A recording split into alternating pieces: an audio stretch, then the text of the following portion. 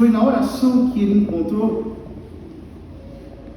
o silêncio e a quietude que caracterizam a paz. Ele não foi para a paixão como um revoltado, como alguém que se sente, portanto, vítima e que começa a gritar e que começa a protestar. Não. Pelo contrário, na sequência da cena, São Marcos narra um detalhe exclusivo do seu relato. Ele diz que um jovem, vestido apenas com um lençol, estava seguindo a Jesus e eles o prenderam. Mas o jovem largou o lençol e fugiu nu. Muito se especulou sobre quem seria esse jovem. E alguns chegaram a dizer que seria o próprio São Marcos, que estaria, digamos assim, presente na cena de maneira indireta e que quis deixar como que a sua assinatura no texto. Seja ele ou não,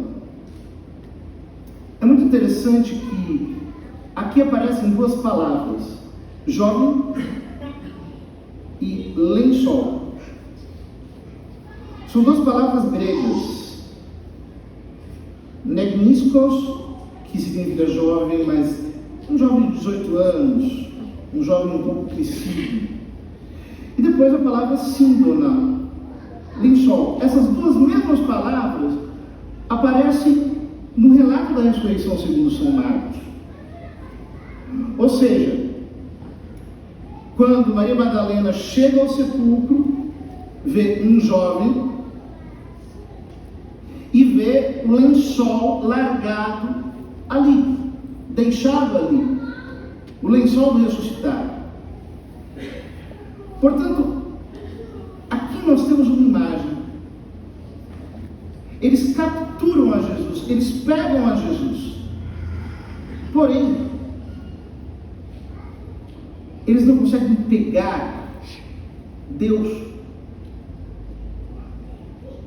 Eles não conseguem pegar aquilo que em Jesus escapa da sua capacidade de contenção.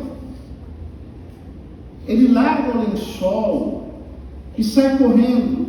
Ou seja, esse jovem que representa a própria vida divina, a própria pujança da vida de Deus, sempre escapa da mão dos vampiros. É por isso que Jesus fica em paz. É por isso que Jesus mantém o silêncio. Ele faz silêncio no seu julgamento. Não responde nada ao sumo sacerdote. Aliás, São Marcos sequer menciona o nome do sumo sacerdote. Isso é muito interessante. Os estudiosos chegaram a dizer que essa é uma das provas que o relato de São Marcos é mais antigo. Porque, quando foi escrito, o sumo sacerdote era Caifás e, portanto, não era necessário dizer quem ele era. Bastava dizer que é o sumo sacerdote. É como nós dizemos, o Papa. Que Papa? O Papa atual. Não precisa dizer o nome necessariamente. Ora, Jesus não diz nada. Jesus fica em silêncio. Ele apenas responde quando o sumo sacerdote lhe pergunta: tu és o Messias, o Filho de Deus bendito? Jesus diz: eu sou.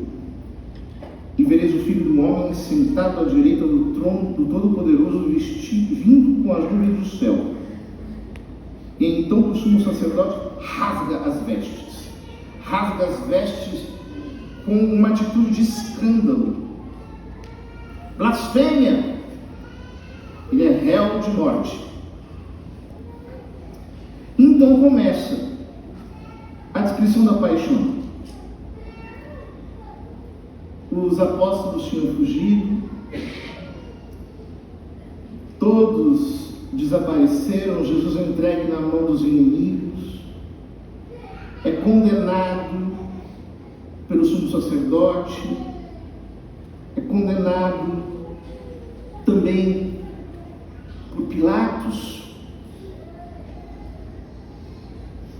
texto diz que ele ficou sozinho. No Evangelho de São Marcos se diz que estavam ali também algumas mulheres que olhavam de longe.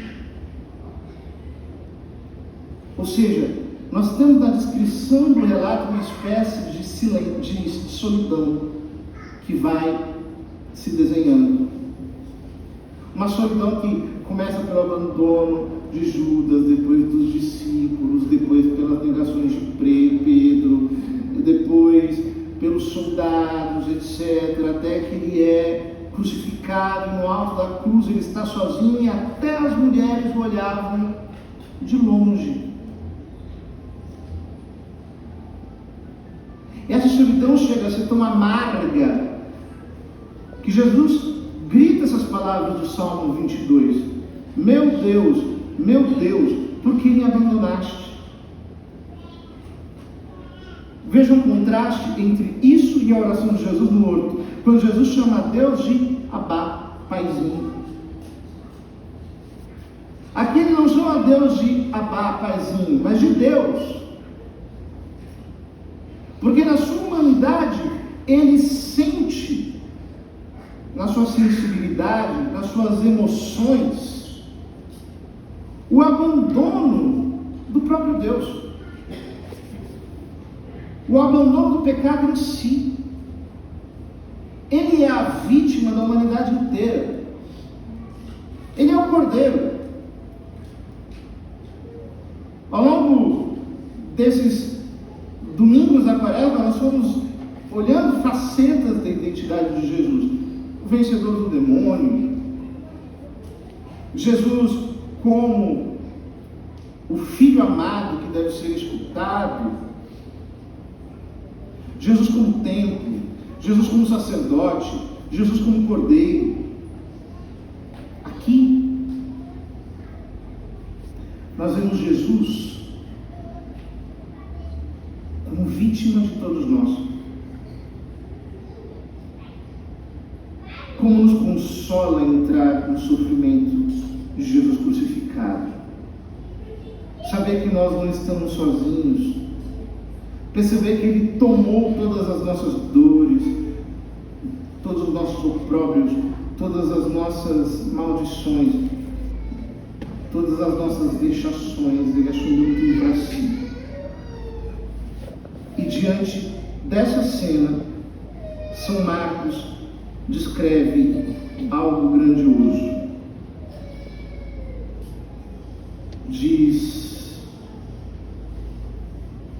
que quando o oficial do exército viu Jesus, como havia expirado, estando bem de frente dele, disse: na verdade, este homem era Filho de Deus.